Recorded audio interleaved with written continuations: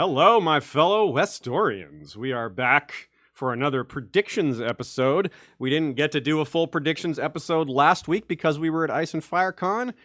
And, well, that wasn't such a big deal because before the battle, we had pretty much already talked about who we thought was going to die and some other things. And, we had covered a lot of it already. But it was a climactic episode. And now we're halfway through the season in terms of number of episodes. But in terms of length, the second half of the season is about 45 minutes longer than the first, quite a bit. So episode 3 will go down as the longest Game of Thrones episode ever. But the next 3 are almost as long, like a minute or two short or 4 minutes short, respectively. So in terms of runtime, we got a lot more to go, a lot more to discuss, a lot more to theorize about today. And I don't know, that the trailer didn't reveal a whole lot, so we're going to have to we have our work cut out for us today. But I know a lot of you all have ideas and theories and questions that you've asked, so there is plenty to talk about. We will be getting deep into it. You ready for that, Sean? The trailer revealed clearly that Bran is the Night King. Indisputable. Indisputable. Confirmed. He's also Babe Ruth and Bill Gates and George Washington. Well, that one's still disputable. Okay, but it's almost proven at this point. So a couple quick announcements and we'll get right to it.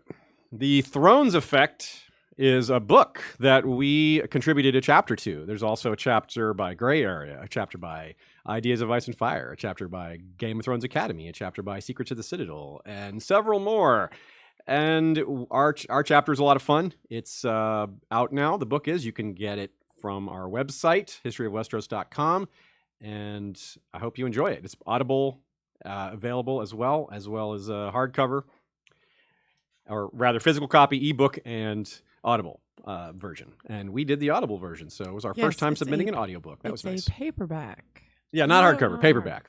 I didn't mean to say that. Correction. Good correction. Also want to announce the Intelligent Speech Conference. That is going to be hosted by the Agora Podcast Network, which we are a part of. And it's going to be June 29th at the Norwood Club in Chelsea, New York. So a lot of y'all New Yorkers will get to come, and I'll be going as well. Special guest announcement. We're going to have Mike Duncan. Mike Duncan of the History of Rome podcast. It's his first ever convention appearance. And he's one of the most successful history podcasters of all time. The History of Rome is widely held up as one of the best history podcasts ever. I've listened to it all the way through twice, so I'm a fan. Looking forward to meeting him. He's also a baseball fan, so I get to talk to him about baseball. That's going to be fun. It just so happens, though, that this conference is taking place the same weekend as Pride. I just found that out, so that'll be a little bit hectic. But hey, that's fun. Also, a shout out to our sponsor, the Shire Post Mint. They have some awesome History of Westeros style coins, current and old, and from Essos as well. They sent us a big batch of cool coins that I shared on Instagram as well as on Twitter. And you can get 15% off at Shire Post Mint using the discount code HISTORY.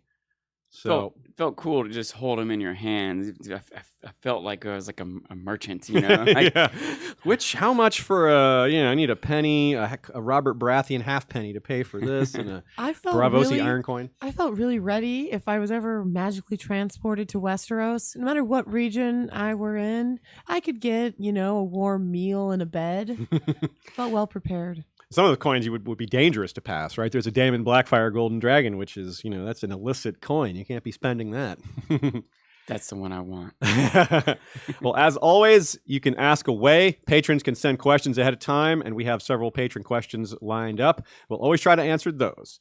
Super chats are also always answered during the episode, and we also take questions from the chat room, but it's not the most reliable method because the chat room is often very busy, and we can't possibly see every comment. Shay has got a lot going on. We're hardly able to monitor the chat at all while we're talking, so I'm sure y'all understand that. That's just how it is. It's like I said, the trailer's not super revealing, but it makes me suspicious. We like to try to predict to keep things simple, but I kind of wonder if they're hiding something, right?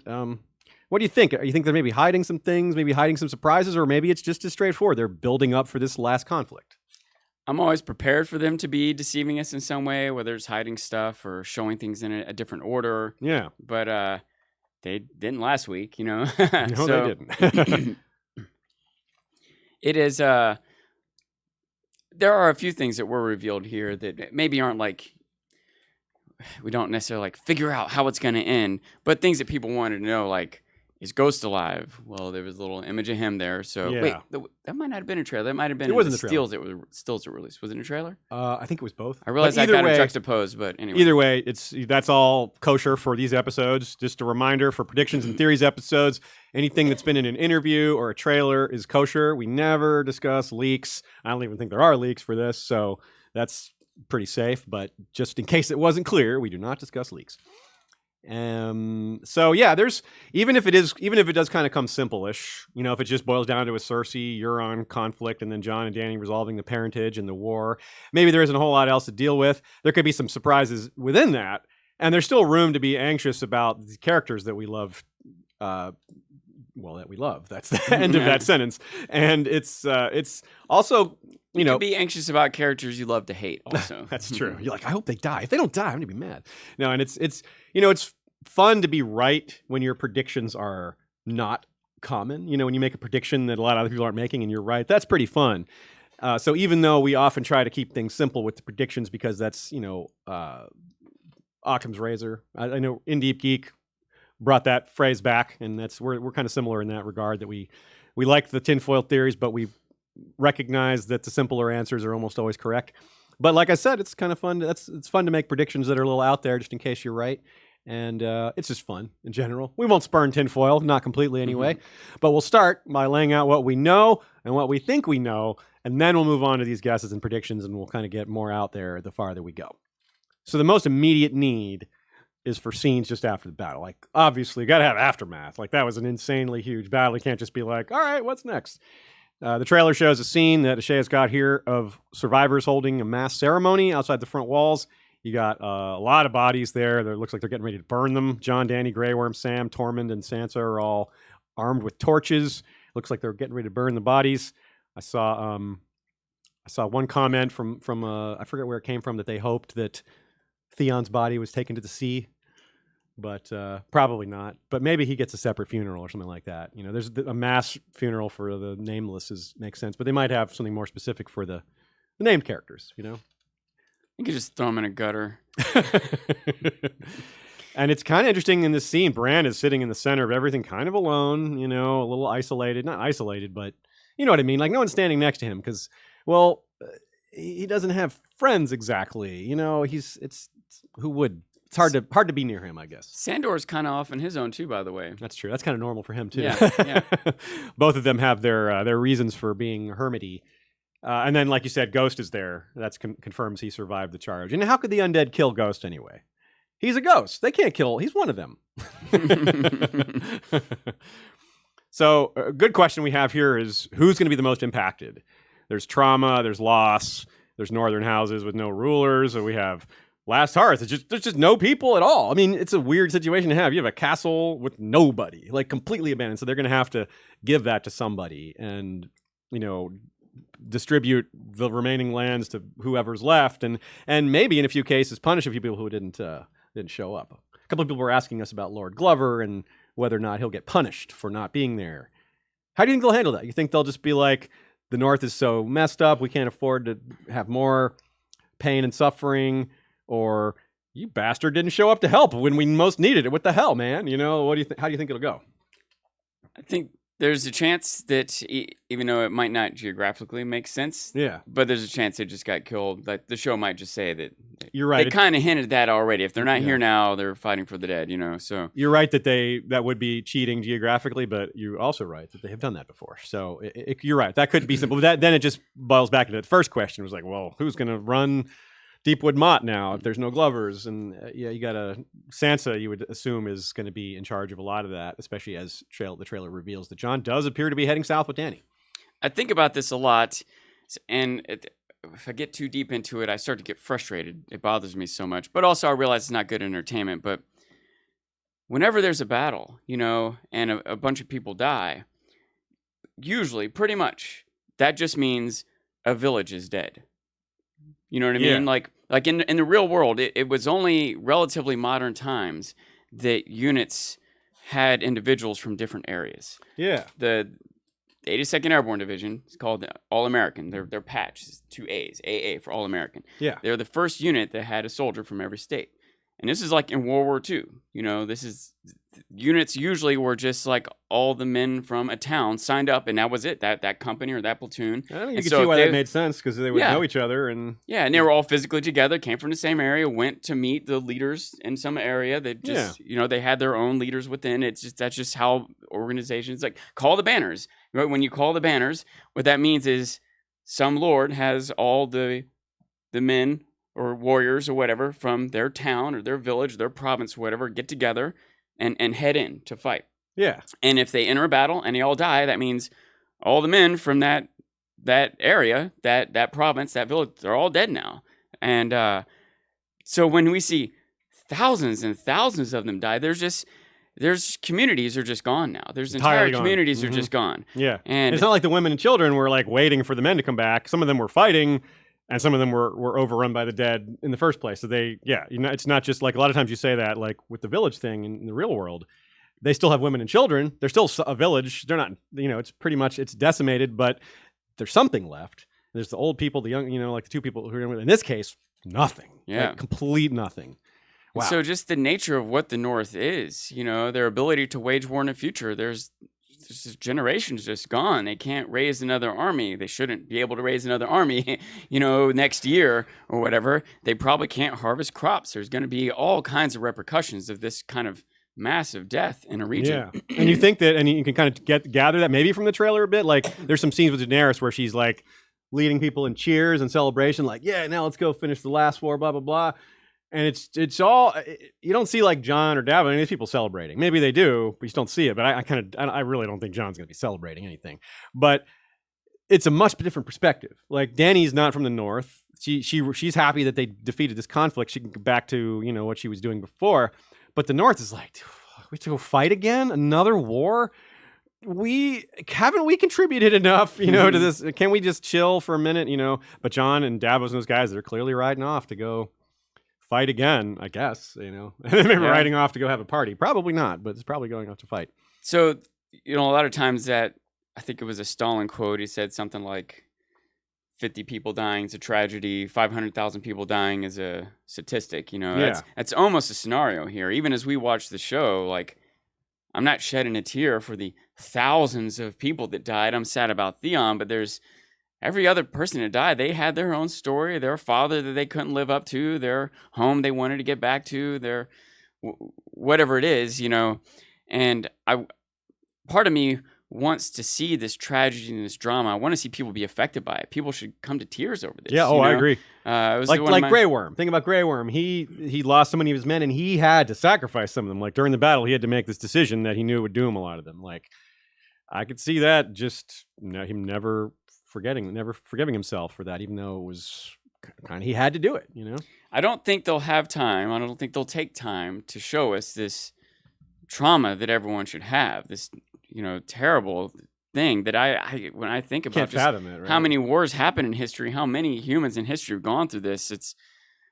I almost wonder if we're maybe spoiled by modern times. When we go to war now, we're at war for 10 years and like, I don't want to misquote a number, but relatively small, like a few hundred people die. Whereas in Vietnam, like hundreds of people dying every week. We just wouldn't stand for that back then. Yeah. No, and we just did an interview with Max Brooks and ML Kavanaugh. It's podcast only right now.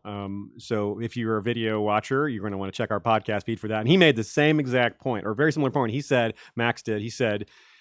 thank you for your service is like a indication of that detachment. This is like, that's it. You thanked the soldier and you're done. And it's like, that sucks. Like, it should be more than that. It should be more than just lip service, and it should be more involved. Like, yeah, real families are losing their sons and daughters, and yeah, and you're right. Like, and we are detached from it. You're absolutely right. And this stuff like this isn't exactly a way to get us back into it because it's fantasy, but it does at least remind us that there's the real things out there. I didn't mean to go off on quite as much a tangent on that, but is the thing that part of me wishes would be handled more and focused on more, all the effects of all this death, both emotionally to individuals and also the impact on the culture. Yeah. But I don't think they'll get into all that. I think it's going to be a little more focus on Dany and Jon's parentage, who's going to get the throne, what Cersei's going to do next. I think there'll be some, but I agree. It won't be, a lot, probably. I appreciated that moment with Sam when he just like ran. Ed's dead and just turned and ran. He Like that lost was it. it's maybe sad or disappointing. You want to see him be a hero and be brave, but the reality is, if you were standing there and your friend got killed in front of your eyes, never mind, there's zombies everywhere. Like that's scary, dude. And Yeah. like maybe some trained Unsully, they can stand up for that, but just a random person, even an above average person, whatever that means, you're gonna be affected emotionally by all this. And that's a thing that happens in war too, like real life. There's plenty of like stories of dudes who fought in 50 battles and then they cracked in their 51st battle, and a lot of times it's because of seeing someone die. Can I also take a moment? I don't know if either of you saw that tweet going around with the Unnamed Soldier that was in. Oh, I did. I'll share it. I'll move it on the screen. I quickly grabbed it. There's an actor who's been in actor. like 12 different battles. Yeah, as the an show's extra. in 6. He was in. Six? He was in season 5, There episode haven't been 12 9, battles. Yeah. fighting for Stannis and survived. He fought the Battle of the Bastards with Jon Snow. He was the third person to yell "King in the North." Then he was there to welcome Bran at the gate when he arrived. Then he was still there in season 8, episode 1, and then he died. Oh, why'd you ruin the story? Damn it. So there you guys go. I just, in terms of the unsung and many, he's been in all these battles, and we didn't even know a name for him. That's too bad. It is. I did see someone point out, by the way, noteworthy, 2 characters. Noteworthy, central characters that have survived 3 main battles. They survived Blackwater, Bastards, and Davos Long and Night. Tyrion would be 2 of them, right? And Sansa. Okay. Yeah. Tyrion wasn't at Battle of the Bastards. Oh, yeah, you're right. He was just Blackwater, yeah. Yeah. Yeah, you're right. That's a good point. Nice. That's very good. Okay, let's take our first set of questions, and then we'll move on to what we think is coming next as far as plot lines after the aftermath. Oh, also, just to say, besides the Unsullied, there's also the Dothraki. We really don't have much expectation of them getting scenes because they didn't really get them much before, and now, and they don't even speak common tongue, and Jorah is dead, and he's the one that would speak with them. I mean, Dany could speak with them, maybe, but yeah, I don't know. I don't have much hope for that either, but okay. I will say, I just want to point out, by the way, that sure. That's another minor point of frustration for me, probably for a lot of other people too. I had this thought about people speculating on Daario showing up. Yeah. And I feel like, that shouldn't happen. I feel like that shouldn't happen because we spent so much time, Dany, trying to, I can't think of the word, but stabilize those city-states. Yeah. To bring justice and freedom. And now she's leaving for this bigger goal that she has and leaves Daario in charge. Yeah. And the idea of him being like, I'm out of here, I'm going to go help fight, it kind of discredits that whole plight. Does that make sense? Yeah. So, shoot, why did I brought that up? Because I was thinking of something else. Dothraki? Yes. I feel like we spent so much time, thank you. I feel like we spent so much time learning about this culture and these characters and this army. It was kind of Dany's people, and they stuck with her, Yeah. and then it got wiped out, and they haven't had a speaking character forever. I just feel like it kind of there's a lot of people have that discredits frustration. that whole segment of what should have been so important. It would have been more meaningful for Dany, like when the scene where the Dothraki or their charge goes horribly, and Dany is emotionally motivated to go get into the battle because of that. It would have resonated a lot more if we had seen more of that attachment, more of that connection with her. And her people. And this gets down to, they were just set dressing at a certain point, and that's already an issue when you just have these characters just purely there as extras, but when they're the only people of color, and we have Melisandre and Grey Worm, but no Dothraki characters, it's a very, very valid criticism. Yeah, bad optics for sure. Even if it's not intended, it does not look good. Good question from Dude Man Bro, who asks about Night King's touch and wonders why Arya wasn't turned into a White Walker because he touched her neck. Now, I think there's a simple answer, which is that it's not just an active thing. It's not like Midas, that everything he touches turns to gold. I think he's casting a spell. That's what I think too. Yeah. And he didn't cast a spell there. It's an active intent, not just incidental contact. Just instantly does it. I think he has to decide. Yeah. This person or dragon is now a walker. And it might be harder to do on a living, like he did it on a baby. So he did convert a living thing. That's the only time we've seen a living thing convert. Everything else was the dead.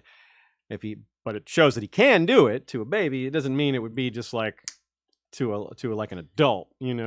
Someone has willpower, or I don't know. And in the other cases, it also didn't seem to be this sudden, instant transformation, right? It seemed to be this gradual shift. And in that moment of shifting, or he stabs him, he dies, and it wears off of her. Like, even if it was instant contact, she might have dispelled the spell. Dispelled the spell. Anyway, it's a good question, and we wonder if, but I think it comes down to the way the magic works. From Rebea, Lady or of Waves. Maybe next episode, Arya's the Night King.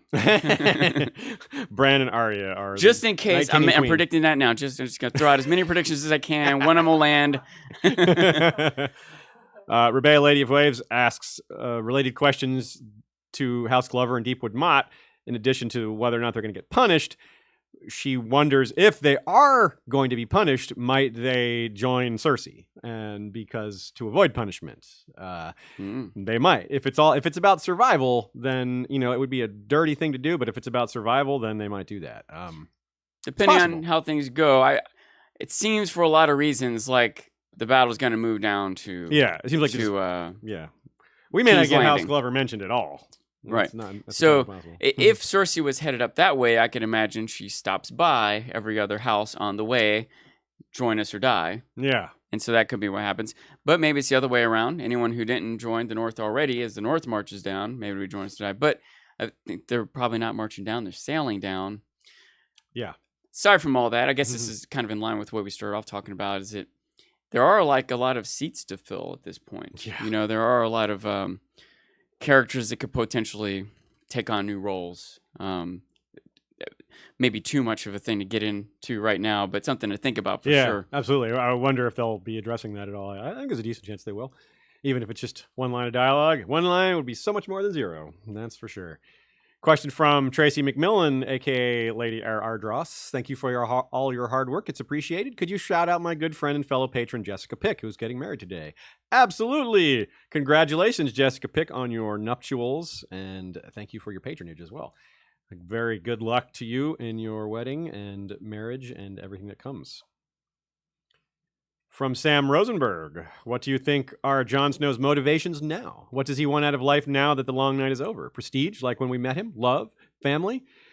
Whew, tough question, because, he's put everything into this goal that he just completed, and now there's all the trauma of loss and everything to deal with. I don't know that he has... I think his motivation is just is for peace. I think he wants to be done fighting, probably. I think he wants to rebuild the North. He cares about the North. And I don't think he cares about prestige. I don't know that he's ready for love, because this person he just fell in love with is now like, oh, damn, that's my aunt.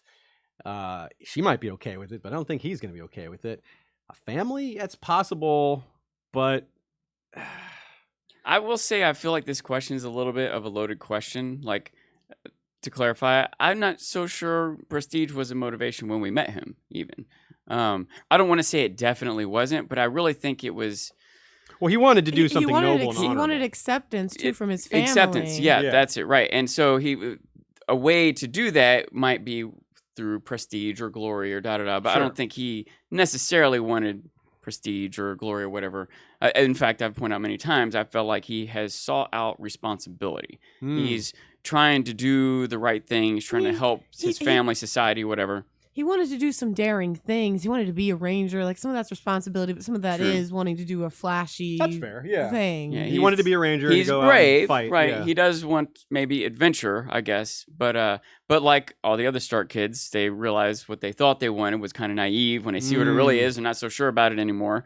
He's tried to be a man of his word. Even when he got into things he realized wasn't what he thought, he's tried to stick to them. Yeah. But and through his, we'll say, good character, he has ended up gaining prestige and maybe power.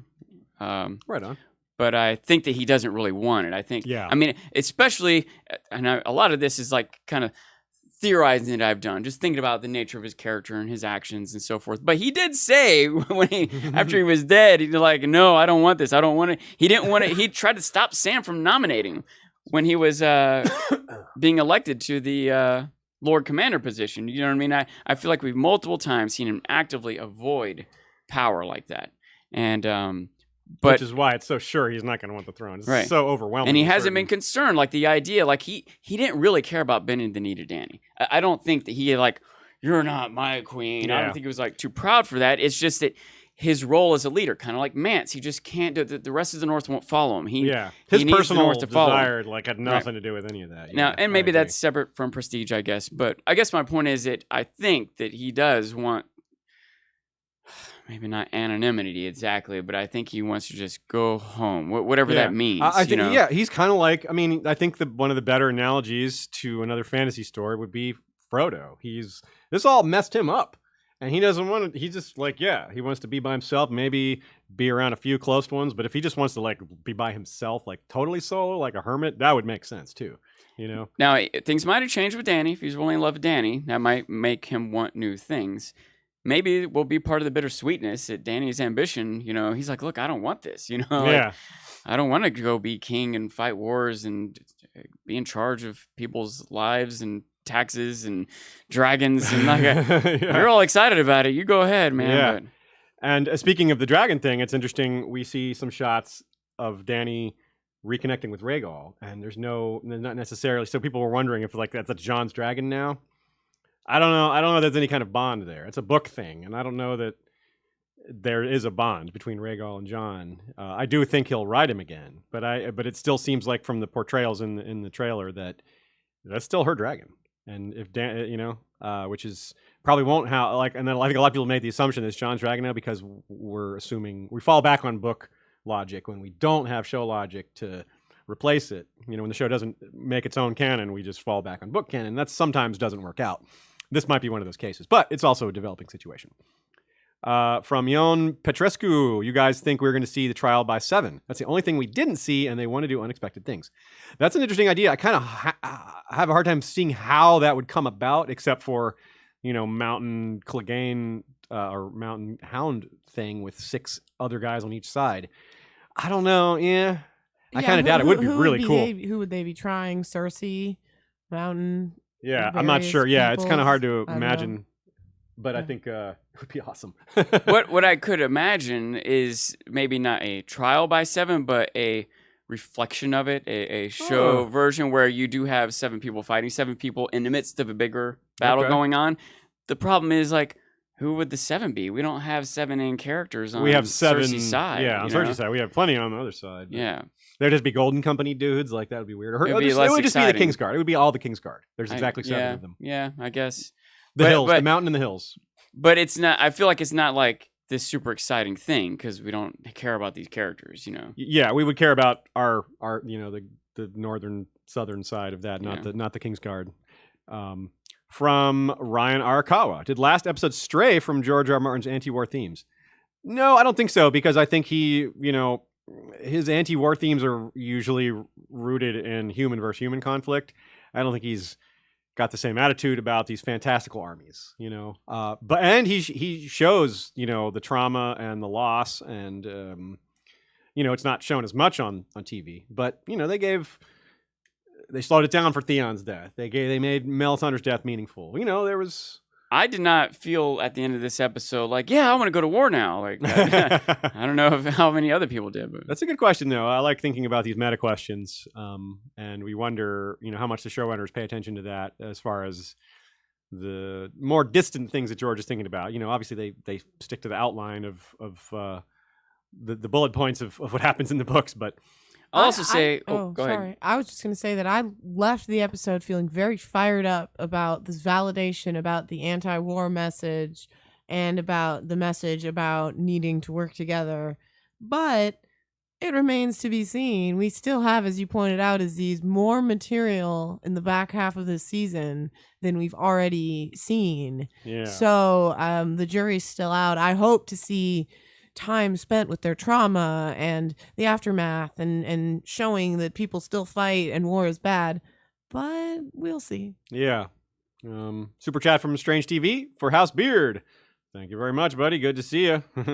Jared Barger asks, is Sam the Lord Commander of the Wall now? Oh, good question. Do they need a Lord Commander right now? I mean, I guess that's something that has to be sorted out, but if Lord there's no Commander more of threat. 2 people. Like, Yeah, there's no wildlings. I don't know. He might be, though. I mean, by default, he might be the highest I can't get ranking this guy image. left. Yeah, of like Sam giving this impassioned, inspiring speech. He gets fired up and he yells, and then it cuts, and he's talking to two people. Yeah. When I'm doing her nails. What? Speak up. So let's move on to plots we can expect. Things that seemed very straightforward line. We don't necessarily expect to know how they'll go, but just the idea of which plots are happening. Jon and Dany, the claim issues and the love issues. I think we don't really have to say a lot about the claim issue. We're very, very adamant that Jon just doesn't want the throne, and it probably won't matter. Like he'll tell Dany, I don't want the throne.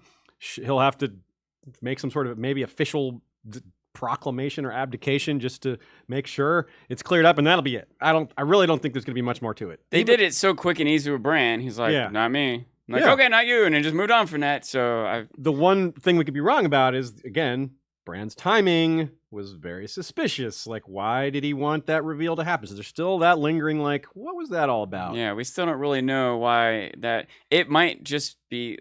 I had kind of theorized that it's just really for the audience.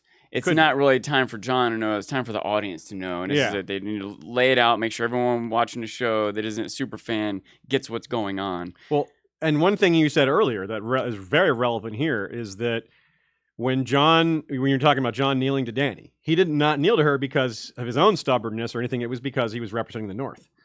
That's what could happen here as well. If Sansa, Arya, and stuff find out that who he is, which is not unlikely at all, they might be like, it's your responsibility. It's your duty. This is like the North is in big trouble the way Dany's handling things. Like they're very, Sansa and Dany's conversation was all about, it ended at an impasse. And that's part of Sansa's concern. So if she can convince Jon, hey, why, if Dany is queen, is she really going to take care of the North properly?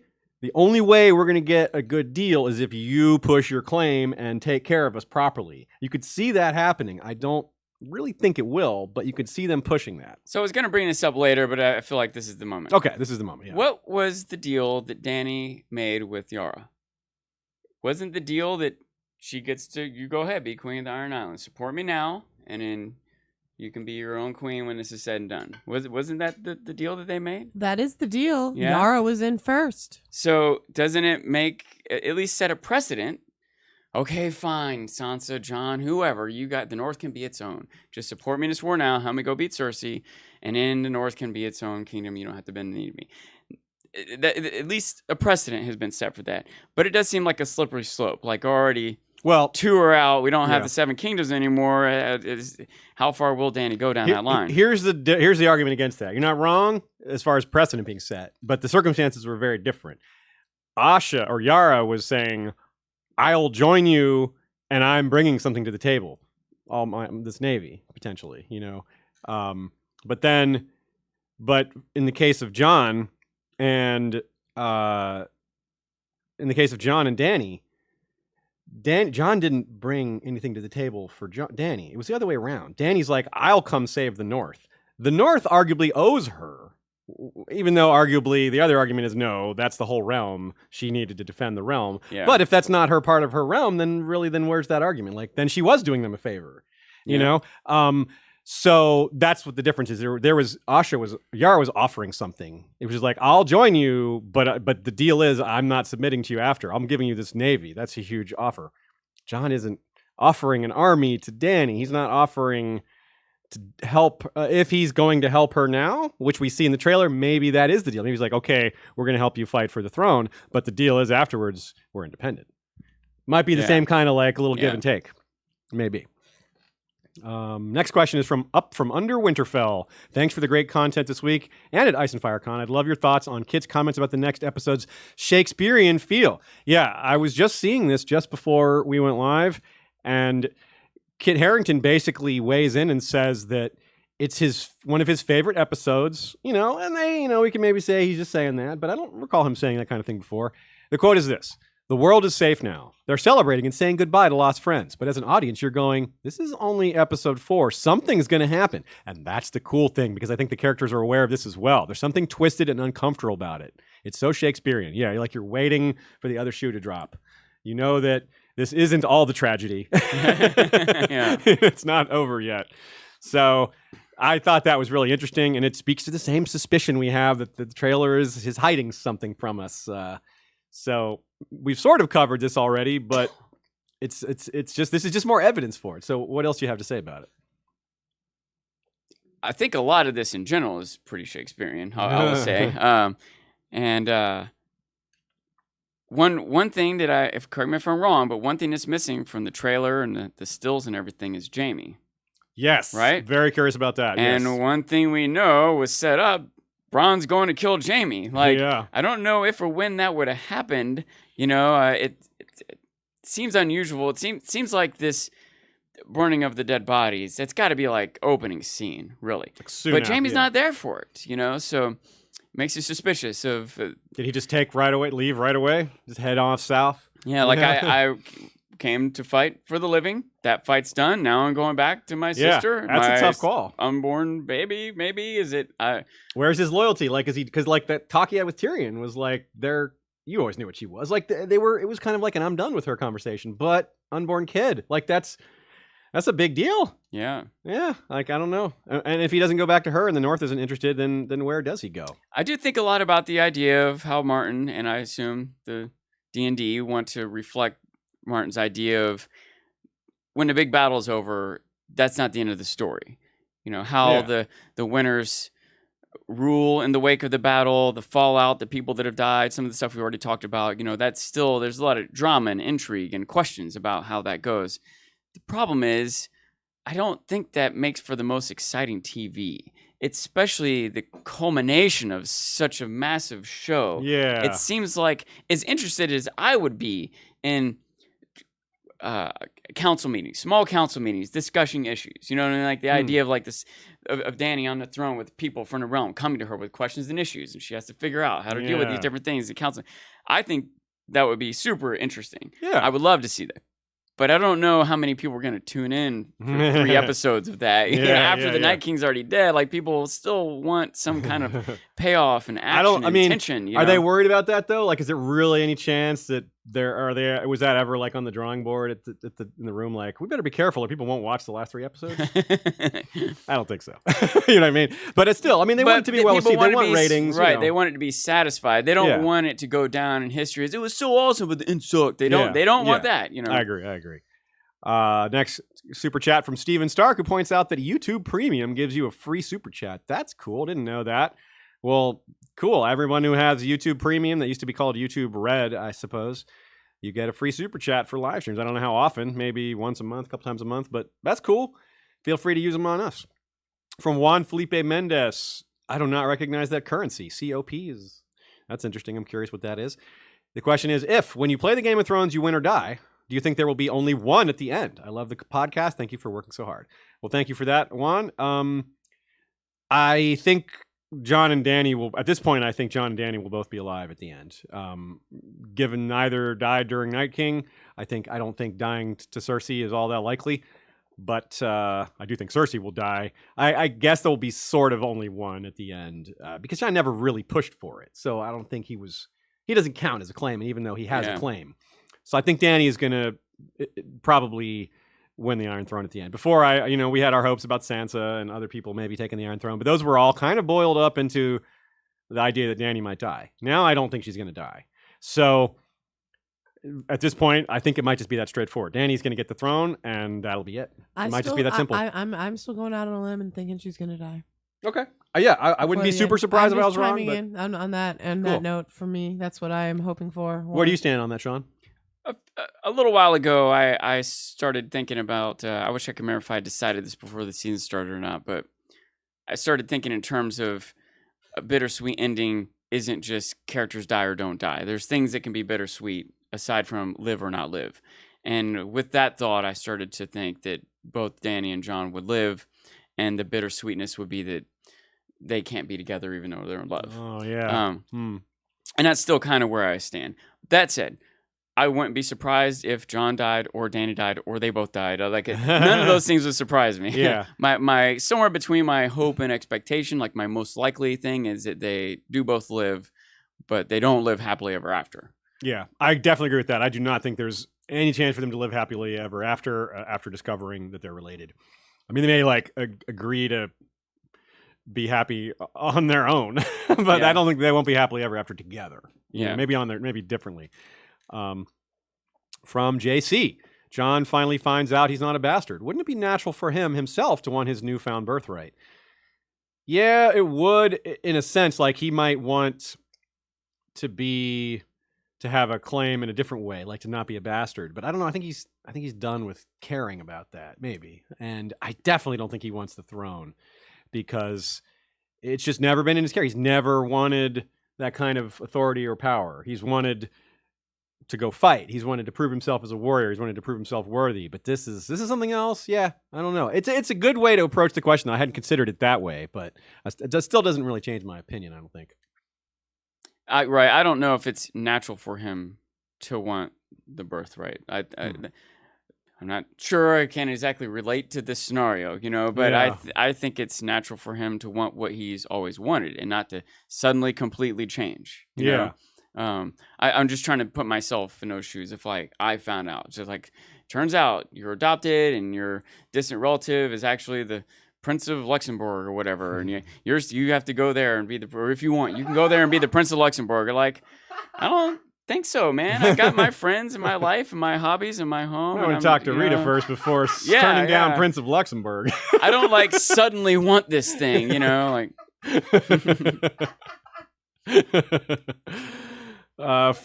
From Matthias C, super chat without a question. Thank you, Matthias. Appreciate that.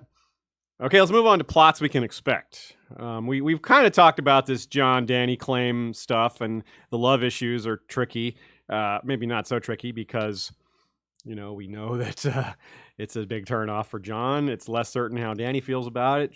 Probably less of a problem for her. But even if they were to get together, it's still a problem because she apparently can't have kids. Anyone who takes the throne, super important to have an heir. To name an heir, it's for stability. To prevent chaos, you have to have an heir. So no matter what, that's going to come. It should come up. That if Dany takes the throne, see now if Ashay is right and she just dies, then that doesn't come up. But if she does take the throne, that has to be settled. Maybe it'll be settled in the last episode, but it's something that should come up. So this leads into another thought that I have. It's a little bit more like full end game rather than just this next episode. Yeah. But I feel like they've at least laid some groundwork for that issue. The idea of her wanting to smash the wheel. Yeah. And Tyrion kind of asking her about what happens when this is over. How are things going to go? Yeah. And the Iron Islanders electing their leader. I can see, like, I almost want to see someone saying, you know what, maybe we shouldn't have such a random way of picking a leader just because some debauchery wench flung a blade at you. Maybe we should have some better system, Strange women lying in ponds, distributing swords. I will interrupt you guys to bring up one of the super chats we got from a name you'll recognize, Matt A. Right there, who said, what chance is there that no one will sit the throne, the wheel will be broken, and the monarchy ends? That all the marketing has been a misdirect. We've discussed that idea before, and the marketing is both is kind of an argument against it because I don't know that they're that sneaky with their marketing, but it's possible for sure. The whole hashtag for the throne seems a little strange if that's not, I think they're exactly that sneaky. I think it's pretty, I don't know. Maybe I'm thinking too much of them and I want it too badly, but I've long felt since before the season started that it was mighty suspicious. So maybe Dany isn't going to be the queen. Maybe she'll be the president. Yeah. I still kind of see her being in charge at the end, maybe not under the same governmental system. You're still going to have a leader at the end of it all. They're not going to just go straight to a full representative democracy or something like that. They would still have like a leader figure, a top guy or girl. I think that's possible, but I also think it's possible that you got to think about who they is. Like, it's possible that each kingdom just is separated in their own individual independent kingdoms. Yeah. There doesn't have to be one throne for all the kingdoms. Mm-hmm. And maybe Dany's in charge of, I don't know, the Stormlands or something. But, you can hope. I would hope not, because, as it gets a little meta in terms of like centralized governments talking about the real world. But one thing that's hard to argue about is that when it's one realm, you're a lot less likely to have war. That's just a important bottom line of like things like the EU and all that, is that, well, there's a lot of problems with the things that come like that, but you do not go to war with each other, and that is a huge thing in the con column, or the pro column rather, not the con column.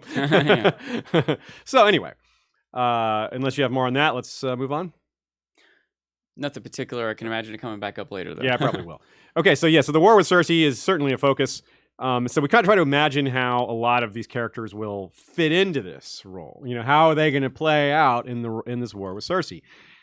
One character that we didn't necessarily predict would be a big deal, who seems to be from stills and from some other information. Hat tip to Joe wrote this, aka Joanna Robinson, who wrote an article called "The Rise of Varys," who she thinks, based on some photos and some other reasons, that it looks like Varys is going to be pretty important going forward. And that it could be like a Master of Whispers war with him and Qyburn, or we could hear about him getting certain houses to defect from Cersei to Dany, things like that. That kind of thing that he's always been a big part of. You could see why he's coming back into the fold again. And that would also explain why they didn't kill him off. So yes, it still could happen. Any predictions for Varys getting back in the game and how he could, like, I definitely wouldn't want Varys as an enemy.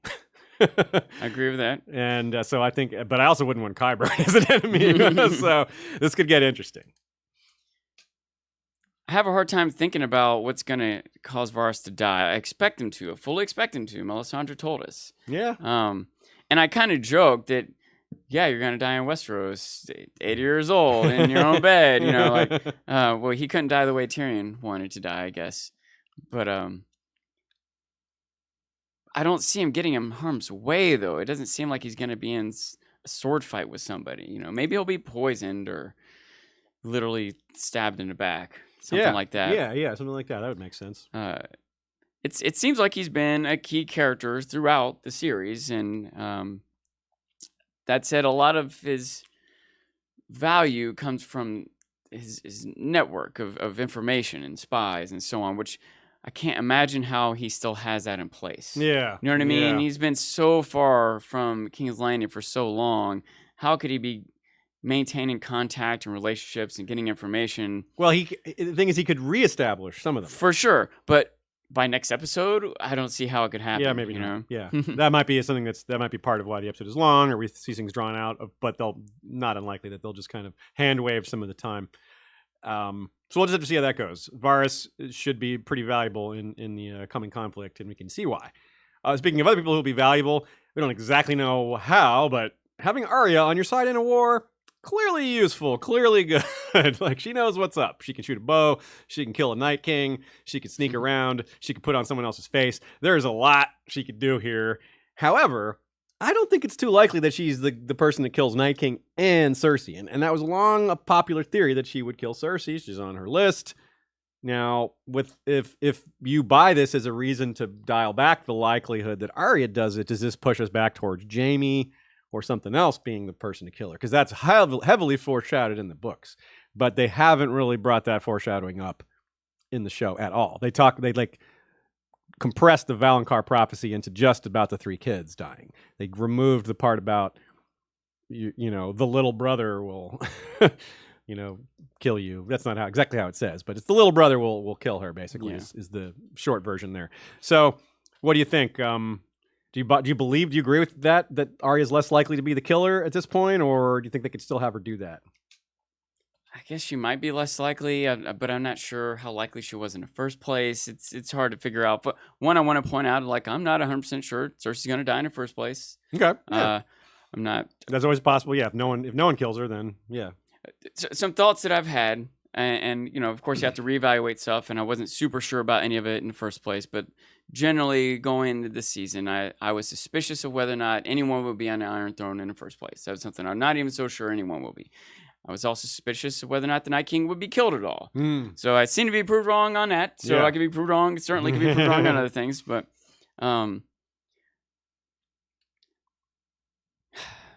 if it's just a war, if they like siege the walls and the Unsullied and the Northern heroes are fighting the Golden Company outside the walls of King's Landing, and they breach the walls and come through, and we get some tragic deaths, and someone charges into the throne room, and Cersei's sitting there waiting with a glass of wine. Who's that gonna be charging in there? Are they gonna shove a knife through her belly? Would that be Jaime? We're not going to see her graphically killed, I believe. Yeah. I really don't. It'll be like Stannis, where it's like, it'll be like clean and not Not visual, violent or gross. not over the top. Yeah. The thing is, I don't know if It'll be more audiences will be graceful than satisfied with it. I think I'm telling you, there are a lot of people who want to see it. Well, they can want show her it. dead and They can wanna show it see without it being bloody, though. That's my saying. I Yeah, will not be that's bloody. true. I would bet a lot that it won't be bloody. It won't be like Mad King Aerys, like being stabbed in the back and all that. It won't be. It'll be cleaner, I think. I mean, again, always could be wrong, but chances of Arya killing her, one way to think about it is like, who are the different characters that could kill her? Who are, let's say there's 5 different ones. Yeah. So let's 20% chance each. So now it's Arya killing the Night King. Does that, let's say it made her 10% more likely. So now it's 22% chance if she does it. I don't think it's suddenly a guarantee. And or that she will or won't. I'm going to go on, and it's not really on a limb. I'm going to go on a limb and say she definitely dies. I do not think there's any chance. I see what you're saying about a chance that she lives. I really, really, really don't think so. But if you want a clean way for her to go out that doesn't involve anyone killing her, it's the way she almost killed herself in season 2. She just poisons herself. And says, okay, I've lost, and no one's going to claim my body or get the honor of killing me. I'm doing it myself. She gets to go out on her own terms in a sense, Possible. Anyway, we don't want to. Let's not stick on that too long. Euron might do it. In fact, I think Euron's more. Euron could betray her and kill her. I agree. But the problem with that is I don't really think that's going to happen. I think if Euron betrays her, he won't kill her. He'll just leave. I don't see the point in him killing her. Why? What's the purpose of that? If the other people are about to come in and wipe her out, why would he need to do it? Because that's why he would quit if she's losing. So why accelerate that? Might just leave, just go. And the second thing is he wants a prince from her. He wants a kid from her. Yeah. And he's not going to do that until that kid is born or impossible. So I don't think he's going to kill her. I could see it, but for that reason, that's super important for him. If he finds out she has Jaime's baby. Yeah, if he finds out it's not her kid. If Jaime comes back, reveals that. Okay, that's a fair point. Yeah, I didn't think of that. That would maybe change his mind. and another thing he might want is just to be the king himself. Which he won't get by killing her, though. He needs her to defeat the dragons and all that. Yeah. He's not going to shoot himself in the foot by destroying his only ally. Unless he steals the dragons. Because that's just 9/10 of the law. If he can kill Cersei, he's literally sitting on the throne. He's not going to steal the dragons. In the books, he might. Jaime. So let's talk about Jaime. I'm not done with Arya yet. Big difference here. We see a very quick. It's so quick in the trailer. I bet most people missed it. She's kissing Gendry again. There's another shot of that. So it wasn't a one-night stand, which is cool. So there may be a relationship developing here. And speaking of someone who I don't know what's going to happen next for them, Gendry, legitimized. Lord of Storm's End could be in his future. That's not unlikely. But as far as their romance continuing, I don't really know what to say about that other than we'll have to see. But it's interesting to note that it is still happening. Any thoughts on that? I definitely never thought of this ending in general with these happily ever after moments. And even if it did, I didn't think that would include Arya settling down. But maybe. She might have a better chance of finding love than anyone else. Especially once Cersei's dead and the mountain's dead, maybe she'll feel like Jon. She's like, okay, I'm done with this. You know what I mean? My list is I've completed my list. Time to start a new list. No, and again, thinking about where the pieces will fall in the end. Yara gets the Iron Islands, Sansa gets the North, Dany's on the Iron Throne, Gendry gets the Stormlands. True. Arya goes with Gendry, I guess. Okay, so let's talk about Jaime now. We talked about him a little bit already. It's tricky. There's people pulling him both ways. The whole thing about Cersei carrying his child is pretty big, but there's also Brienne and Tyrion on the other side. And that's very meaningful. But like you said, not in the trailers or still, so they're definitely kind of playing that close to the cuff. And we wonder about Bronn, how that's going to play. I can almost guarantee you the Bronn crossbow thing's going to be in the last time on. They're going to be remind us of that. And to see. Yeah. It's time for that to play out one way or the other. So we'll see. But do you think there's much a chance that Bronn actually tries to kill Jaime or Tyrion? Or do you think it's more likely he either does neither or even joins them? I really can't decide. I feel like what should happen is that he joins them. I feel like that's what should happen. But there have been so many times where what I felt like should happen didn't happen. And sometimes my train of thought, you expect them to go against expectations. Yeah. So a lot of times what seems like the obvious thing, you feel like, okay, well, they can't do that because that's what everyone's expecting. And then they do that. I just don't know. That's great. All right, let's take a quick mid-roll break, come back with another set of questions, and then more on plots we can expect and things that we might not be able to predict as much, as well as the rest of the characters we haven't talked about. Shout out to Watchers on the Wall for their coverage and their friendship as well. We're all buddies. And they do a great job of covering the stills and a lot of stuff that's going on off camera. And we look forward to seeing them at Con of Thrones, as well as a lot of you other people at Con of Thrones. Don't forget, $5 off your ticket purchase for Con of Thrones by using the code HISTORY. And again, if you missed it, all three of us will be there. All three of us will be doing panels. Please say hi and have fun with us. Party it up. It's going to be a great time. We love Con of Thrones. Just want to reiterate, Con of Thrones, Ice and Fire Con we just came from, how much more connected and enlightened I feel. Never mind the fun and entertainment. There's so much to these cons. I can't recommend enough. Anyone who's in the back of their mind thinking maybe I'll do that. Maybe some people like, it's not my thing, or I'm antisocial, or I'm understanding of some people. You're just not going to do it. But anyone who's kind of on the fence, that thinks maybe they might like it, do it. Get off that fence. Yeah. So another shout out for our friend Chuck, whose business Phantomaniacs is awesome. Phantomaniacs.com is where you can find it. He does a lot of awesome fan-related art and clothing and cool stuff like that. He made a combination lightsaber Valyrian steel sword that he brought to Ice and Fire Con. It was so cool. It's black fire. It lights up, and it has the lightsaber sound. And he was dressed up as, what was it? What was his costume? It was Bail. He was like Daemon Organa. Daemon Organa. Yeah. So he was Daemon Blackfire mixed with Bail Organa. It was very cool. So that's the kind of creativity you could expect from Phantomaniacs.com. Check it out, and hopefully you find something for you. You can also see on the screen right now an image of the Blackfire Rebellion jacket, which is quite cozy and flecks the wind very well. I love it. Yeah, Sashaya wears hers all the time. Also, shout out to FarFarAwaySite.com, which has the best high-res images of not just Game of Thrones stills, but a lot of other fandoms, a lot of other TV shows. So, very underappreciated site, in my opinion, and definitely good to give them a shout-out because we get a good amount of use out of them. Okay, let's move back to a couple of characters who have unclear roles going forward. We talked about Bran briefly, but he could be useful as a spy. Those ravens are pretty neat, but to see, is he really interested in the Game of Thrones? I kind of doubt it. Like, on a personal level, definitely not, I would think. But again, we come back to him revealing the parentage thing, wanting that parentage thing revealed to Jon, and that's related to the throne, I guess, unless there's a meta reason. So, in a sense, he's shown that he does at least have a quote-unquote interest. Maybe like a personal interest, but he's involved. So we can't write him off.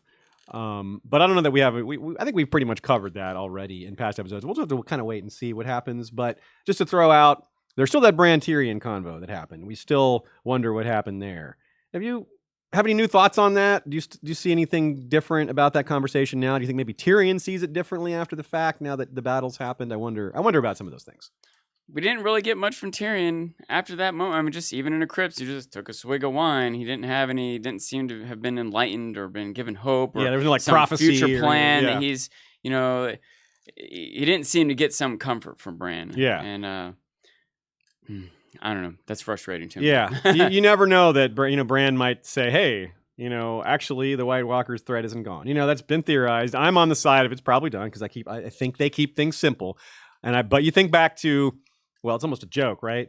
Like, what happened to those babies?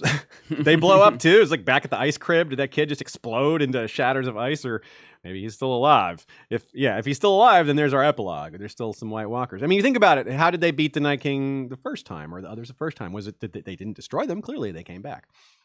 So maybe this time the thought threat. they destroyed him. Maybe, but, exactly. Yeah, we talked about repopping. He had a second life. And he had enough points to get a second guy. So anyway, if he thinks the threat isn't gone, that might be a reason that he wants Jon on the throne. However, if the threat's not gone, will it really come back soon?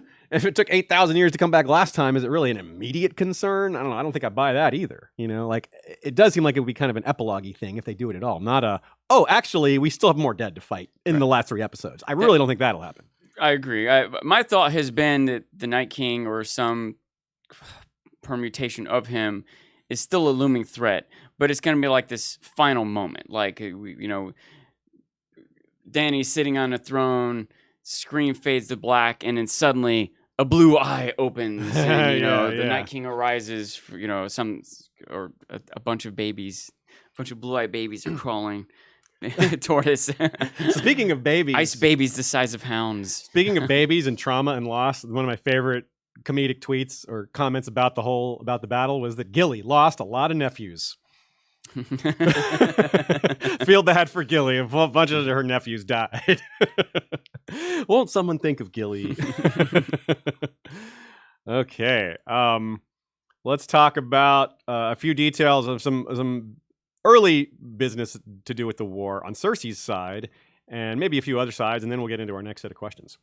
War for the Throne stuff. She looks so good in that royal red shoulder pad outfit. I swear, maybe she and Dany should just say, all right, let's not fight.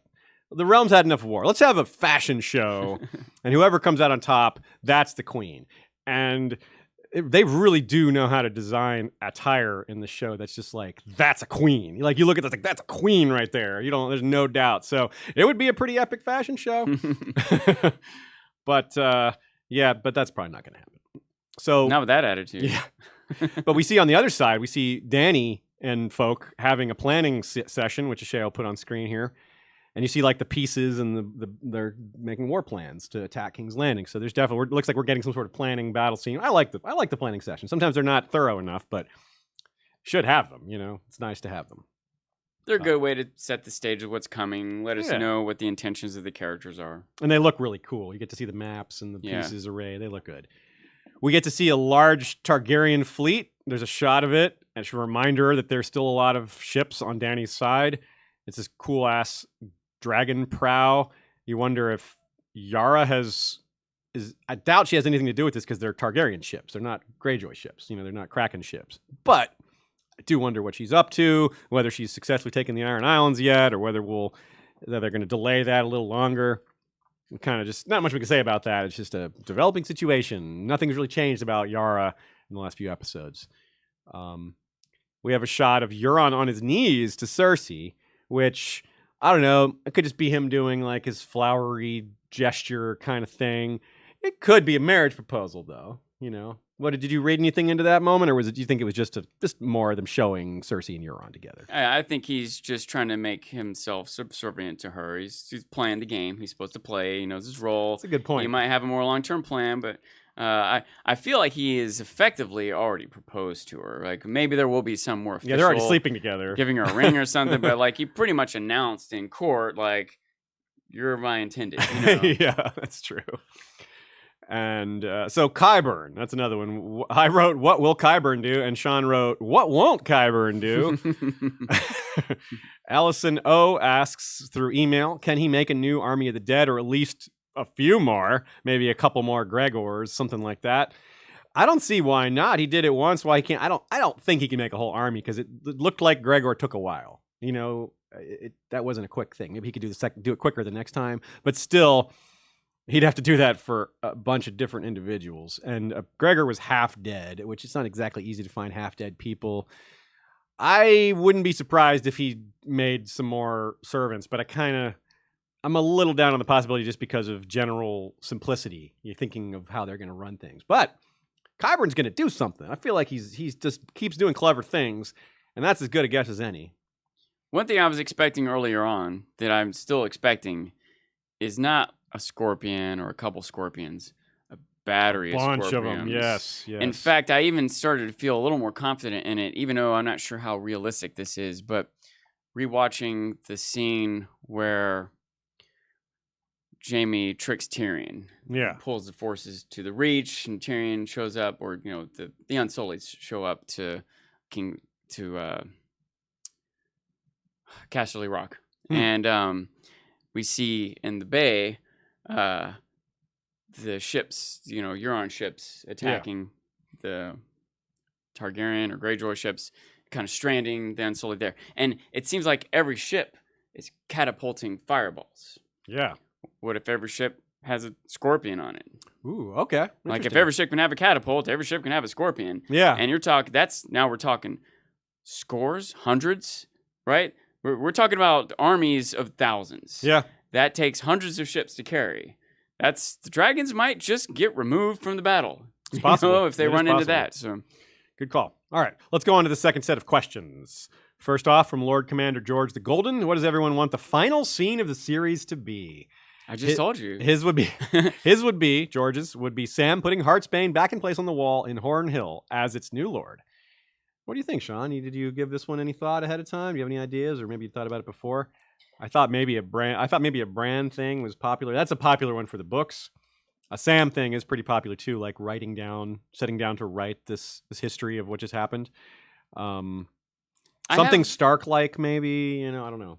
I have thought a lot about both what the final moment or image or scene will be, and I've also thought a lot about Sam. This particular scenario here, I don't particularly expect, for a couple reasons. One, I expect Heartsbane to be given to somebody else. Okay. I expect that in fact, I'm specifically wondering and curious about where Heartsbane is going to go. And maybe it'll just go back to Sam's family, but I also think that Sam's a good chance he returns to the Wall. Maybe there's no need for the Wall anymore. It's partly collapsed. The wildlings are south. The dead are defeated. Maybe they don't need the Wall anymore. I was going half joking, I was joking about ice babies the size of hounds, but I was pretty serious about the final moment might be, a corpse opening up to blue eyes. I do think that is a legit possibility. Yeah, that would be the an epilogue final scene. Yeah. But if that was the final scene, then that doesn't leave. Because another thing I had considered was that maybe there's still a need for the Wall. Maybe if the Night King isn't defeated, maybe he's defeated but not destroyed, and so the Wall still needs to be maintained. Which is another way I thought that Jon might not be able to go to King's Landing and marry Dany. He has to go back and man the Wall. Yeah. But if there's not a need for the Wall, they don't realize there is, and why would Sam go back either? Maybe Sam is the Grand Maester for Dany at King's Landing. I could see that, and that would, in almost any of these, still lead to him like finishing up the book and closing it. Like in Tolkien. I think it's too copycatish for either George or D&D to actually do that. Okay, I don't think they would actually do that, but I can imagine him like telling the story to little Sam. I'll write about it one day. I can see something like that. Okay. I can see that. I have wondered if the final moments of the show would be kind of like the Return of the King movie, how we had these feigned endings, all these different characters and plot lines. Then you have the Scouring of the Shire. Yeah. Like, whoa, there's still more going on. They'll probably do a little better as far as not feeling like it's dragged on, like these like, and that's, wait, there's a little bit more. There's a little bit more. They probably won't do it quite. They'll probably do a better job than that. But they'll do a post-credit scene. They might. Like Marvel. Ooh, wouldn't it be awesome if there's a trailer for the spinoff? And that would be cool. That's I doubt they have enough to of hope it filmed, for, but that would be cool. All right, let's move on. The other side question here is who's getting Heartsbane in the meantime? Since Jorah is dead, and maybe nobody, but maybe it's time for Sandor. Arya? It's a bit large for her. Well, you said nobody. Right. Good one. Got me. Anthony Vasquez asks, what's Melisandre's real identity? I don't think that, I kind of think that is her identity. She just extended her life really long. I'm not sure. In books, there's evidence that her name was Melanie and not Melisandre, which is, that explains it all. But I think that, and I do think that that's probably her background in the show, even though they haven't outlined it, that she was a slave sold to the Red Temple, and a lot of the priests of R'hllor are, they were raised as slaves, kind of given to the temple, and it's maybe not anything more difficult than that. But I don't think that, I don't think she's like from Westeros. I do believe that she's from the East, not from Asshai, even though she's Melisandre of Asshai. I think Asshai is where she became what she is, but I don't think she was born there, especially given book canon, which says that babies aren't born there. There's no kids in Asshai because it's messed up there. Maybe she wasn't born; she was conjured. It's possible. Yeah, if they were going to change show to book canon, that might be possible. But I don't think I have a really solid answer on that, other than to illuminate the details that we do have and let people kind of make their own guesses. Percy P2. Seems every kingdom in Westeros should be fractured and in disarray. Who could join a side and play a part in the last war, if any? Cheers. Great content. Well, that's a good question. I think, for example, Dorne maybe doesn't have a leader right now, but their armies were never massacred. They never lost their military power that I can recall.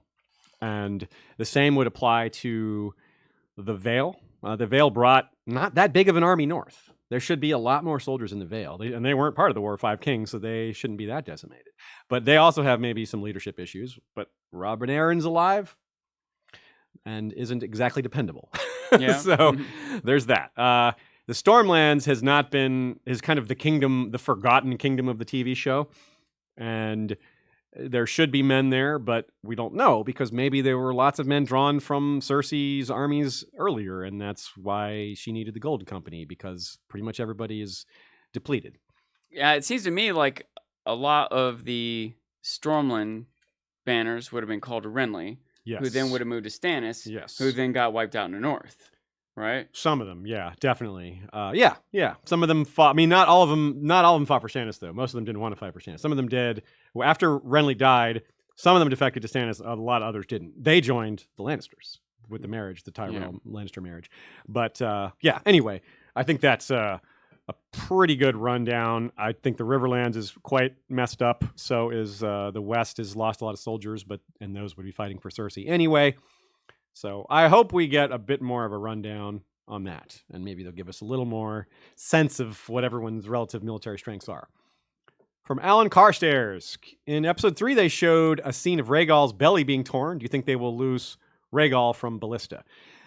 I mean, if either dragon's going to die and not both, Rhaegal's the one and not Drogon. But I'm kind of on team both dragons are dead by the end of the series.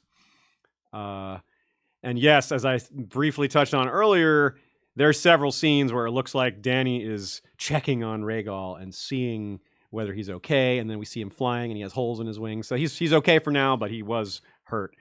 That's something I kind of appreciated, getting to see the dragon battle in better lighting. You could really see it was pretty badass. Like, he rips half of Viserion's face off, and Viserion claws his belly, and it was like, it's very much the same kind of descriptions that we get in the Dance of the Dragons when we have dragons doing dragon battle, and it's like, hey, good job. They did their research on how dragons fight dragons. That was cool. Mm-hmm. Maybe they didn't do the research. Maybe they just arrived at the same conclusions. Either way, it worked. Everyone knows how dragons fight. Anthony Vasquez. I'm not talking about who sits the Iron Throne at the end, but who's the real winner at the end of the day, in your opinion? Okay, good question. Like the meta, like who's actually has a good life afterwards. I guess maybe that's a way to judge it. Like Iron Bank. Iron Bank, yeah, they always come out ahead, don't they? Damn, good one. I mean, if Sam gets to live and so does Gilly, and they have this kid, that's way more than you can ask for in this setting. Yeah. So in a sense, he's a winner. If Melisandre and Grey Worm get to go off together, they kind of come out. That's a win in a sense. If Yara gets to sit the Seastone chair at the end, it's a win. Jon, it's kind of hard to see Jon having a win, but he could have maybe some peace, you know? If Dany gets to be the leader, that's a win for her, I guess, even though it's maybe not what she exactly think. Maybe it's not all chalked up to be. I will say a lot of the characters, even if they get what they think they want, they will not be a winner in the end. Yeah. I don't think Dany being on the Iron Throne is necessarily a win for her. Yeah, it might be, but maybe not. She might be happy with it. Arya and Gendry, if they get together, that's a win, you know, I would think, if they stay together. Tyrion maybe gets to be Lord of Casterly Rock or something like that. By the way, this question, depends on your perspective. If we're thinking about like the next few years or even the rest of their lives. What if we think about 100 years later, 1,000 years later? Oh, yeah. That's curious. It's a good I question. think the real winner might be Arya or maybe Dany. I think they're the ones that will go down in history. Okay. Does that make Okay, sense? yeah. Getting written in. Okay, that's a good take. That might change, well, depending on how the next couple episodes play out. But like right now, if the last episode had been the end of the season in the series, and you thought about how things were going to go 1,000 years from now, like right now, we think about these prophecies told from the past, these characters we know about, right? Yeah. Aegon, Azor Ahai, whatever it is. Think about who it's going to be from this moment in time, this generation, who the prophecies, who the tales will be told of in the future. You know? Definitely, and how they're told. You get some. It's interesting. You get some of that in the books because in Bravos, when Arya is at the training to acting and all that, there's a play that happens, right? With where Ned's head is, all that stuff, all those caricatures. Very much like that. You're right. That's the same concept. And that's one of the reasons that episode was so good. It was like, that is what's going to happen. I can't remember who I was talking to. It might have been Ashea, but I considered the idea that it's possible that 1,000 years from now, the characters that get talked about are Davos and Melisandre. Sure. The people who, these leaders and these warriors were brought together by... we talked about a bunch of the different characters and what terms they would go by over the years, and we touched on this in our episodes that I've been on recently, and in the bonus episode we're going to do, have some fun talking about, like, what characters could go by, again, the Onion Knight, and how would people interpret that 1,000 years from now, or Brienne the Beauty, or they're calling Theon the Drowned Wolf. The fandom is, that's a really good one. Yeah, I in fact I remember now specifically, Shay, the conversation we had, because I remember thinking about the idea, if imagine this tale that we've been watching or reading, books, thousands of pages of material, scores of hours of material that we've been watching. Imagine if you had to tell it all in 2 paragraphs. And you wanted those 2 paragraphs to be entertaining and symbolic, right? So the way characters get described might be very different. If you can't go on and on and on, like Dany wouldn't get her full, Mother Dragons Breaker, you don't get all that. She would get one of those, and so would Jon and Davos and all these different characters. 1,000 years from now, we'll get a little clip, and the way it could get distorted over time. I'm going a little bit of a tangent, but it's a neat thing to think about. Yes, the prophecies we've heard, the tales we've heard already, you can imagine, have already been distorted. Someone had some agenda when they told that story, or they didn't have an agenda, or they just didn't get the point right. They just left out translation of the languages and male, interpretation of different cultures, and so many things. So okay, moving on. From Will Moss. Do you think Dany will die just before taking the throne and Jon will have to take it even though he doesn't want it, or no chance of joint rule? That's a good way. That's a good theory. I mean, if they wanted to give us some conflicts and bittersweet, like, tough choice for Jon, that would be a way to do it. That way, it's not about Jon versus Dany, which I don't think anyone really wants to see. And also because that would be weird because Jon, all these things we said about how it doesn't fit Jon's personality. But if he's the only claimant left standing, that's an interesting point. If Dany dies, there's no other Targaryens. There's no other clear leader. Sansa is a great leader in the North, but for the Iron Throne, I'm not sure about that. Even though she's one of my favorite picks for it. That was more of a fan pick. Like, I don't actually think that's super likely. But I don't think it's likely. I would think it's awesome if it happens, but I would be worried about who gets the North also. So. Yeah. I mean, if she's on the Iron Throne, she could rule the North, she could appoint somebody that she trusts, etc. But I don't know who that would be. Exactly. I can't think of a good candidate, so it makes me think that it won't happen. Okay, that's fair, yeah. Stephen Stark, super chat. Aziz is a legend. Ashay is the best. Sean is the Prince of Luxembourg. Very good, very good. Juan Felipe Mendez explains that the COP is Colombian pesos. Okay, cool. He says, I've thought for a while that at the end, Jon might go back to the Wall because I doubt the threat is really gone, leaving everyone else to deal with the realm. What do you think? Yeah, I mean, we discussed that possibility, but he did leave the Wall before the threat was gone when he was brought back from the dead. So that's maybe a counter argument there, but it's a different situation now. It'd be a way for him to remove himself. If he's like, I don't want this throne business. I don't want my claim to matter. That would be a way for him to set his claim aside. Would be to take the black again, retake the black. He also, if I remember right, left the wall at that moment because he knew he needed to go rally more forces. He could do more. Fair point. Yes, right. That's a good point. I had speculated. I can't remember if we talked about this on a podcast or not, but and I feel like this show wouldn't get into this, but. Why did Jon made vows to the wall, but he left the wall? Why? Because he died. Okay, so if when you die, your vows to the wall are gone, it seems like it might follow that any claim you have in a throne is gone too. No, I don't agree. Because the wording of the Night's Watch oath is, my watch will not end until my death. That's not like a standard thing for claims. It's like specifically the language of that oath is why he's got an out. I don't think that applies to like if you die, your claim is gone. I mean, it should be because you're dead, but if you come back, like there's nothing. Your identity isn't reset. You're still the same person you were because claims come from birth. They're not from oaths. That's the difference too. It's a claim versus an oath. Claims come from birth, not from death. Okay, moving on. That was a really good idea there.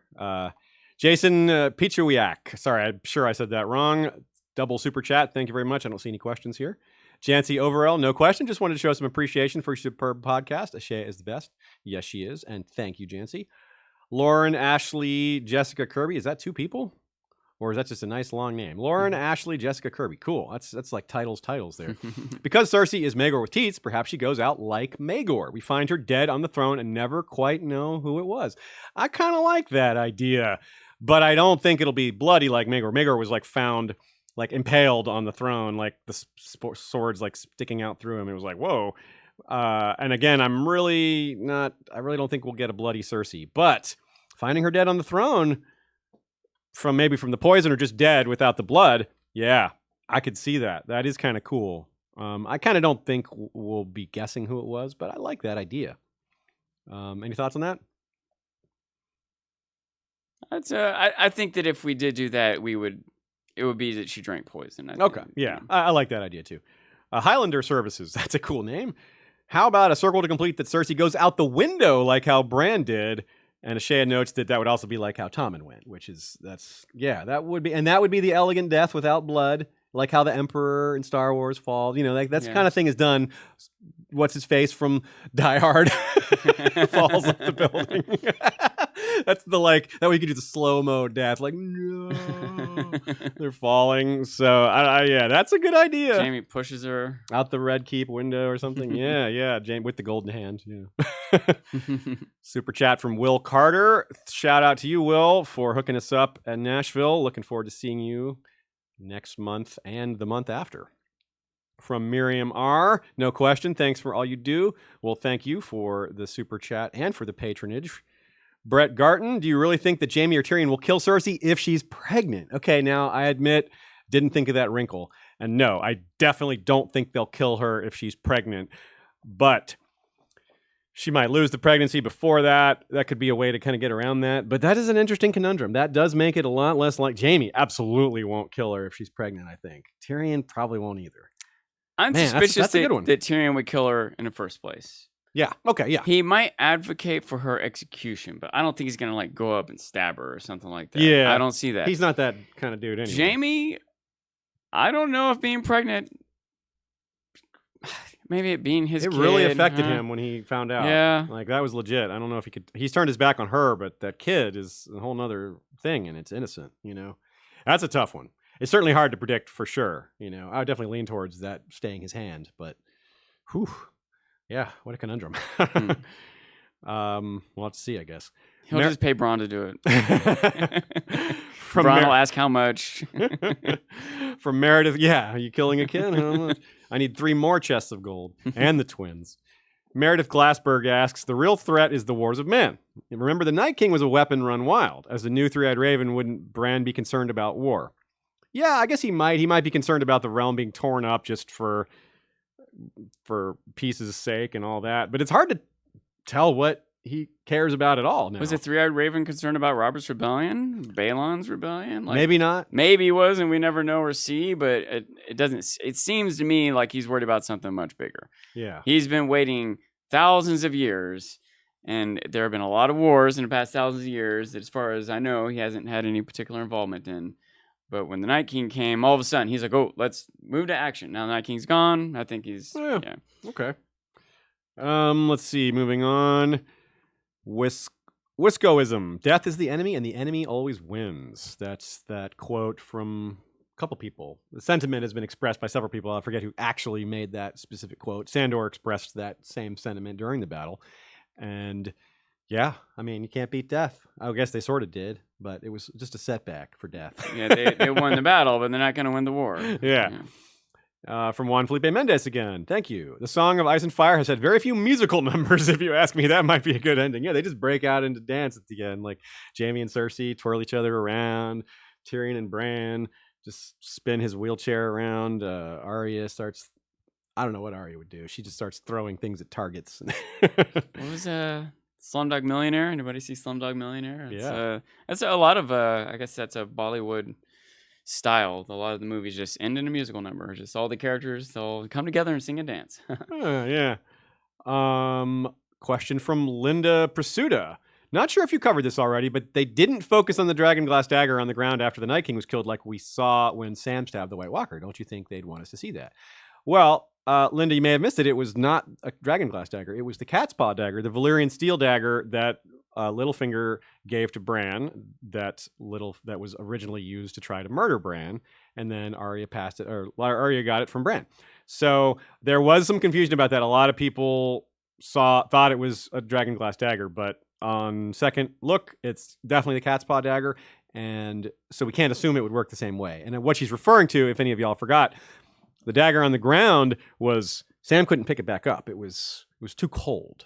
The dragon glass dagger had filled with, whatever, the White Walker's essence or something like that. And I suppose Valyrian steel just doesn't work that way. Maybe not. Maybe Arya was like, damn, and then dropped it afterwards. But I mean, and she's looking around like, oh, that really worked, didn't it? So it's a good question, but I think that it's probably covered by the fact that it's a different type of dagger. So let's talk a little bit about more who's going to actually fight in this war. As we mentioned earlier, Dany and Jon's, like Dany's forces and the North are kind of not standing together. Not that they're like opposed, but now that their common enemies defeated, you can see sort of people kind of going back to their tribes, so to speak, and taking, reforming their own teams instead of just the living team. And just as a manpower issue, like the North probably doesn't have a whole lot to offer to help Dany. But Jon is still effective in battle, especially if he can fly Rhaegal, which is no reason to think he can't, given the trailer. And so you can see how he would help, but as far as manpower, I don't know they have a whole lot of that. We have Dany giving the speech saying, we won the Great War, now we'll win the last war, which is, yeah, the last war. Come on, Dany. That's not the last war. I mean, it's the last war of the Game of Thrones, the TV series, but surely in virtual Westeros, war is just around the corner again, even if the corner is a generation or two long. But you do hope they address that. Maybe that'll be part of the end game of addressing their system of government and hoping to come up with something that war doesn't start just because two people have a claim. Like if you get rid of this claim system, then that might really help. There is I keep finding World War II parallels. I feel like I hadn't either thought of it or hadn't dwelled on it as much until this season, and just the idea that they call it the Great War, even Yeah. It makes you think about that's. Martin would have grown up in the wake of World War II, and I could see however active or conscious it is. I'm sure that's in his brain as he writes, and just thinking about the fallout of how the powers of the world behaved in the wake of World War II. That's a good point. Yeah, he was born in 1949, so it would have been just after World War II, and there certainly would be effects for a long time after that. So that's a great point. I don't know if you could think of... He lived during Korea and Vietnam. Those would have, of course, affected him as well. But the aftermath of World War II would have been right there from his birth. if Hitler is some kind of parallel to the Night King and Hitler's defeated, there were still villains in the world. And there were still wars happened. And good point. Even though that was clearly the greatest, there's clearly others. We have a shot of Rhaegal looking with his holes in his wings that Sansa's watching them fly off. Before that, we have Dany going to see Rhaegal, like I mentioned earlier, and it's maybe in the trailer it's not necessarily obvious, but you slow it down, you see, oh, that's a green dragon she's going to check on. And then there's another shot of her looking up, looking pleased, and Drogon's behind her. So to me, it's like, oh, he can still fly. Rhaegal, that is. It's like, that's what I was talking about before. I don't think there's a whole lot to say about that, other than we see them departing. So we know that in this episode, they're going to do what they do and start marching south. Whatever else happens, that's going to happen. It's just a matter of when, whether it's the end of the episode, in the middle, who knows? Yeah. That shot you mentioned earlier, Rhaegal passing over a ship. It doesn't look like Jon is on Rhaegal, but that doesn't matter because when they came north, they didn't ride their dragons; they rode on a ship. So that's not very telling. Here's the actual shot that Ashay is going to pull up now. We actually see Jon leaving Winterfell. Davos is with him. It looks like Tormund's behind, but he's not necessarily following. He's not on a horse. Gilly is also watching. You see Gilly from behind them. And I'm guessing Sam is there too, but he's obscured by those horses, because there's Jon on a horse and Davos on a horse. I'm guessing Sam is there too. So it only looks like Jon and Davos on a horse, which kind of implies Tormund may not be going with them, and Sam isn't going with them, which also makes sense. Sam wouldn't march off to war. That's not necessarily likely. It's probably more needed up north. Any thoughts on who might be a part of Dany's army? And maybe Varys is part of that, getting new alliances to bring some troops in. I honestly don't expect them to spend too much time on it. I really think that they're barely going to address the losses. They're like, all right, let's go. I think they might. Yeah, I mean, they just don't have Dothraki, but still they may still have enough. And there might be. Here's the thing about Sansa and the Iron Throne and the claims. Let's say I have an idea on how they could resolve it. Jon says he's going to yield his claim, and that's that. That's one way it could go. He's just like, I'm not interested in having a claim, so whatever we need to do so that I'm removed from the line of succession, I'll do it. Sansa or someone else might be like, well, hold on. This is an opportunity to bargain. Just tell Dany you'll yield your claim if blankety blank for the North. Do this for the North. Do that for the North. Promise us this. That's a reasonable exchange of things that are needed. It's a reasonable bargain. So it's possible that could happen. And the romance if we're coming back to that, I just think it's dead. I think the romance is just gone. I don't think they go back to it. They didn't really have good on-screen chemistry anyway. It's not like they're like, we got to push this.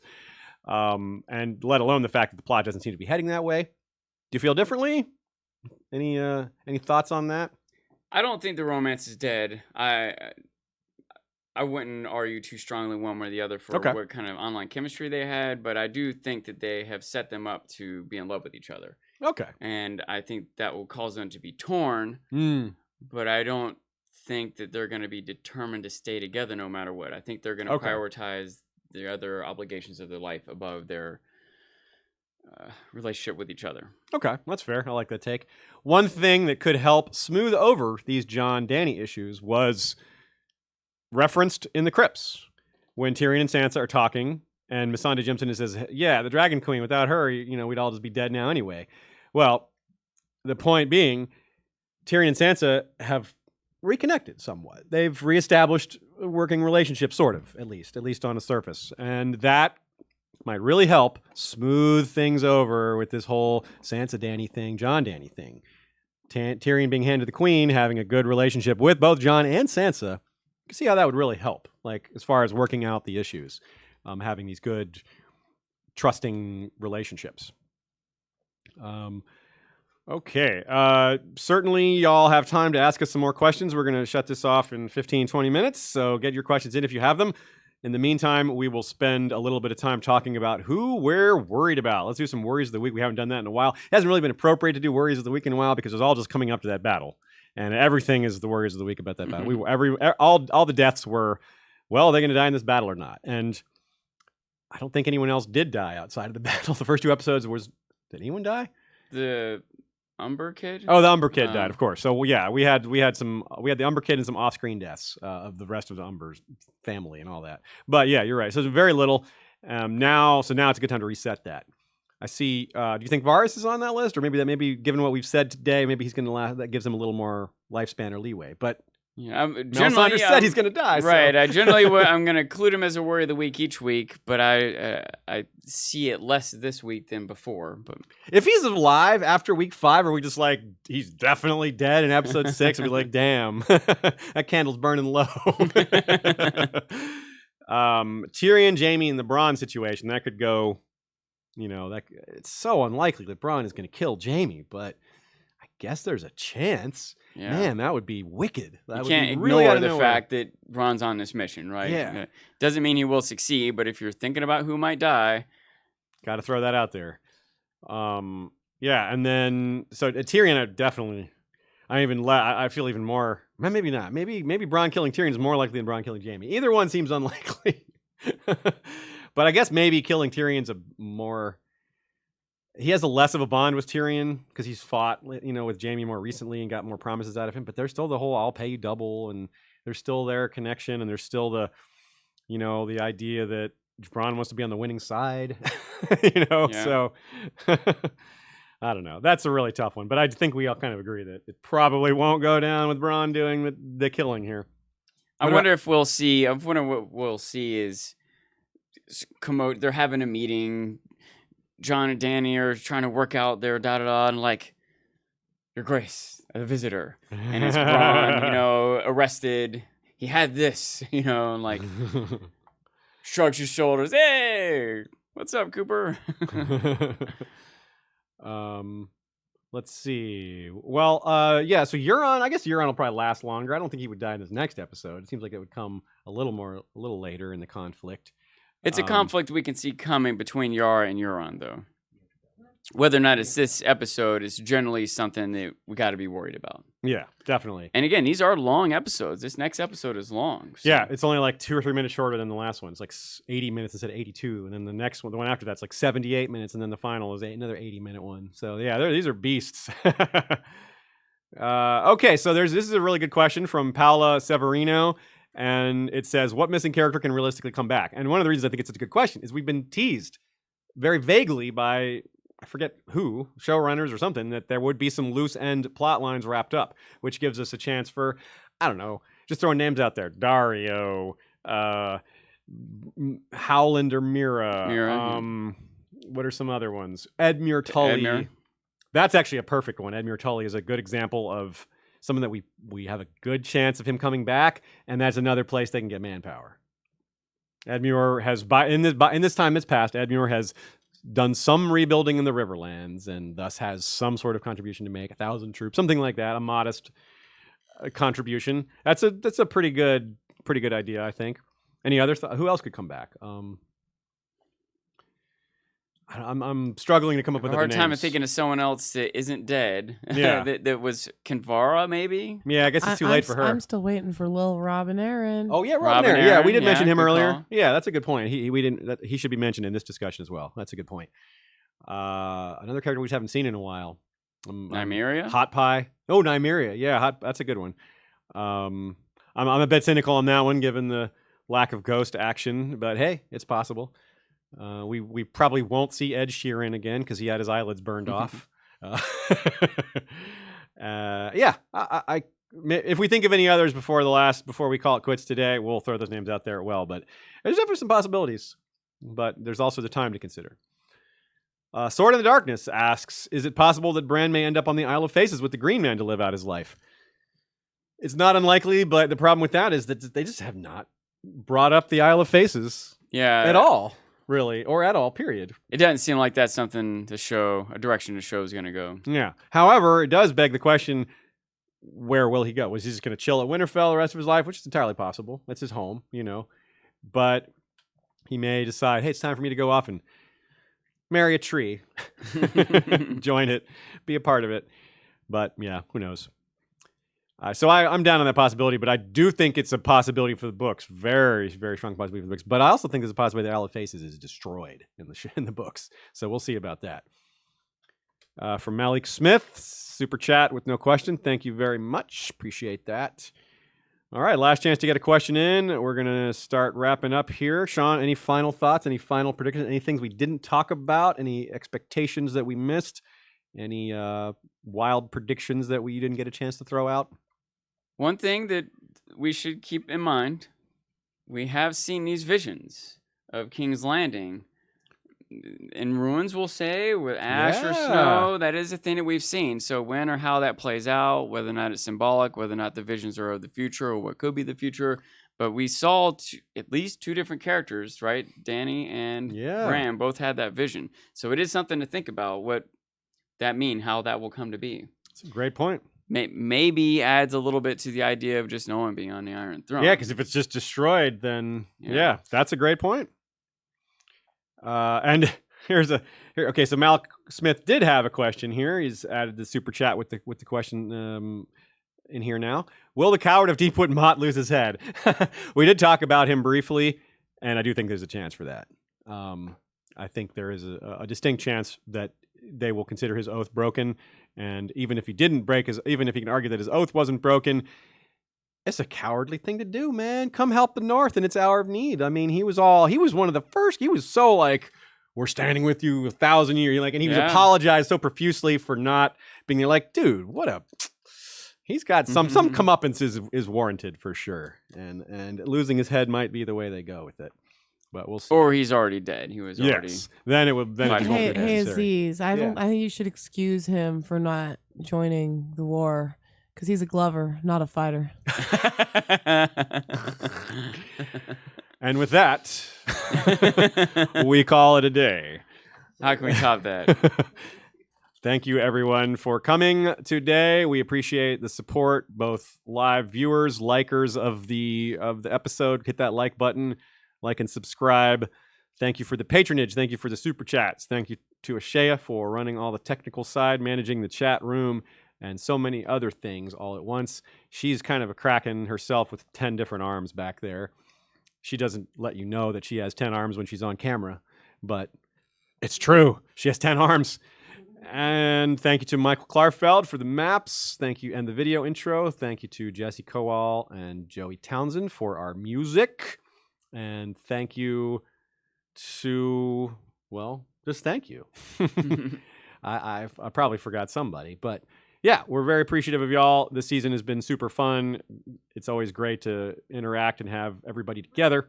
Real quick, apparently Linda Pursuta says you did not get to her super chat, which was, not sure if you covered this already, but they didn't focus on the dragon.